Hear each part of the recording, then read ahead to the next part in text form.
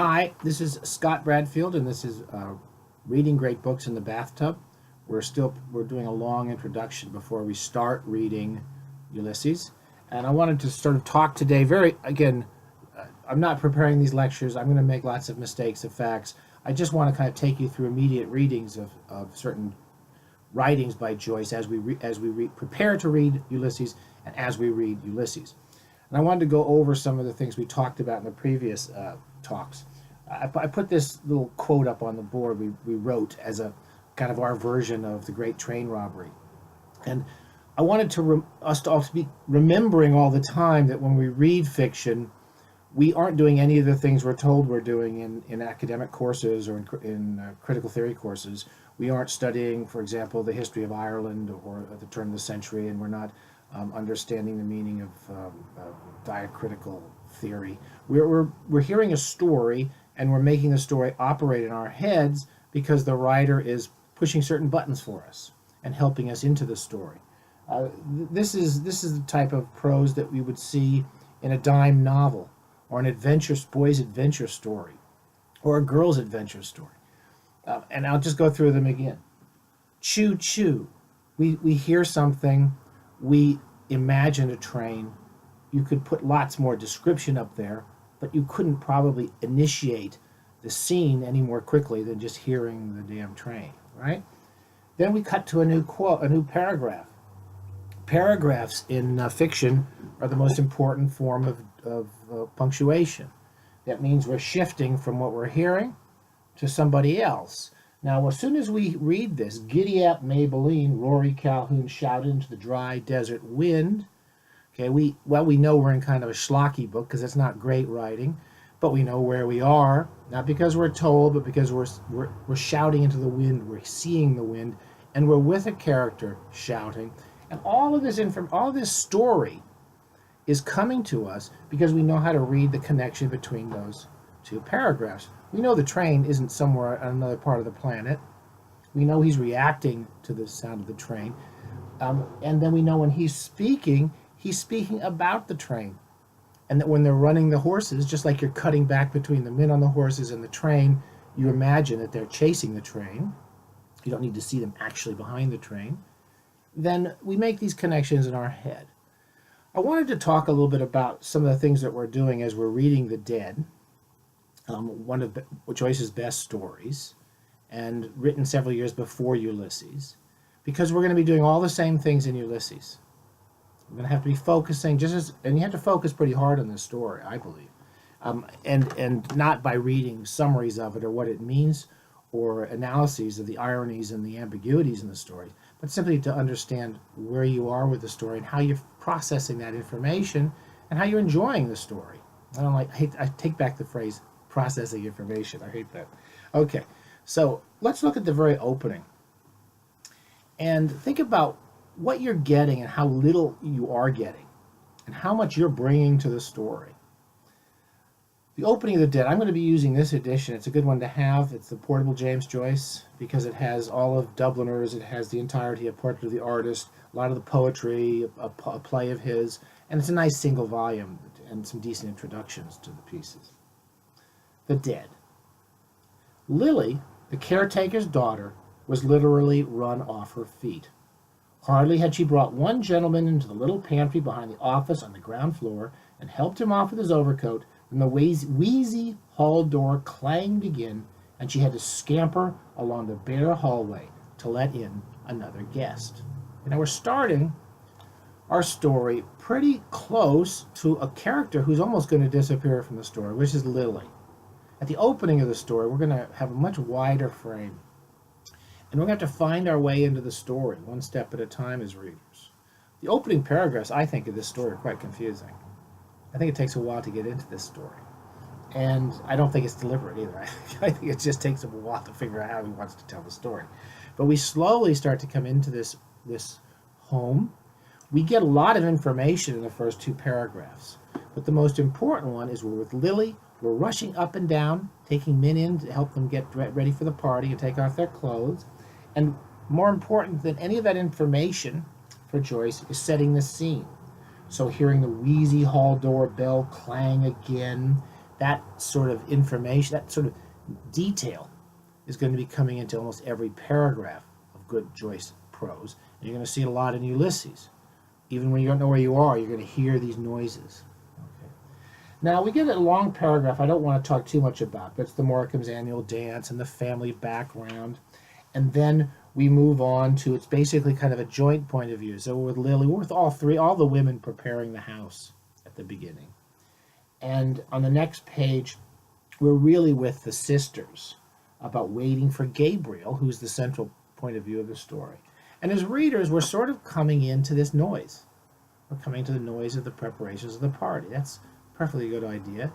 And it's going to focus. You'll see a lot of this kind of excessive material in some short stories at the beginning of the story as they kind of bring you into it. But look at a little detail, physical detail, what the house looks like, what the women look like, what Lily looks like, what the men look like who are arriving, what kind of coats they're wearing. You don't need that information. What you need, more importantly, is that moment that the story is starting at, which is waiting for Gabriel to arrive. So we basically have 2 pages of waiting for Gabriel, which is helping us move the story towards its real strong opening. Okay, now we have the next page. We have Mr. Conroy shows up, and we're inside the house with Lily. And Lily says, "Oh, Mr. Conroy," said Lily to Gabriel when she opened the door for him. "Miss Kate and Miss Julia thought you were never coming. Good night, Mrs. Conroy." Now, many people will talk about, look at the way the dialogue is punctuated. We get the dash at the beginning of the dialogue. I think that's the first line of dialogue in the story. Yes, it's a common way of punctuating dialogue for Joyce. And at first it throws you off a bit because you don't know when the dialogue ends and when the descriptive matter or the who said what, or he said, he rejoined, or philosophically, or any of those said bookisms might show up. We learn immediately how to listen to the differences in those words. The differences between, "Oh, Mr. Conroy," said Lily. We hear that voice, and then we listen. He's making us listen for the beginning of the next line of dialogue. You'll have to do this all the time in Ulysses. It's not hard. It's not hard to find the beginnings and the ends of the dialogue, but he's making you start to think about it. And when you get into a lot of the interior monologues, shifting from interior monologues to exterior dialogue, you really have to be paying attention. So, "Oh, Mrs. Conroy, Mr. Conroy, Miss Kate and Miss Julia thought you were never coming. Good night, Mrs. Conroy." "I'll engage they did," said Gabriel. "But they forgot that my wife here..." It's not hard. You hear it. You're listening for the dialogue. You know that the he said is part of it. But you'll get descriptive matter dropped in there too, and you're learning to distinguish between phrases which are describing something, shouted into the dry desert wind, and the actual voices of the characters speaking. Okay? So this is something you're learning to do. Now, from this point on, the point of view is going to shift towards Gabriel. It won't completely shift towards him. You're going to see this at the beginning of Ulysses, too. It's not going to completely shift towards him, but it's heading towards him. Okay, let's look at this. "I'll engage they did," said Gabriel, "but they forget that my wife here takes 3 mortal hours to dress herself." Now, we don't need "he said" in a kidding manner, jocularly referring to his wife, whom he loved, but he liked to make fun of her again. We hear it in his voice. And Joyce is really good at voice, and we wouldn't be able to get through these books without that sense of voice. So when he says, "I'll engage they did," said Gabriel, "but they forget that my wife here takes 3 mortal hours to dress herself." He's at the front door, they're making jokes, he's making a joke about his wife's taking too long to dress. And then we have the new paragraph. "He stood on the mat, scraping the snow from his galoshes, while Lily led his wife to the foot of the stairs and called out, 'Miss Kate, here's Mrs. Conroy.'" Now right there, we're pretty much already shifted towards Gabriel. It won't stay there, particularly in the opening pages, but we're pretty much talking about his wife. We're seeing other people come down the stairs. And then we particularly shift to it in the next page when within a few paragraphs, Lily approaches Mr. Conroy and says, "Is it snowing again?" Mr. Conroy asked Lily. Now listen to this paragraph and this shift. It's almost like it's the exact same thing happening in these paragraphs, okay? We aren't describing what Gabriel's doing. We aren't describing how he's turning and what he feels like and how he's thinking and what his thoughts are and what he's wearing. We're simply, we haven't even really seen Gabriel. His face, his features, almost nothing about him in the story.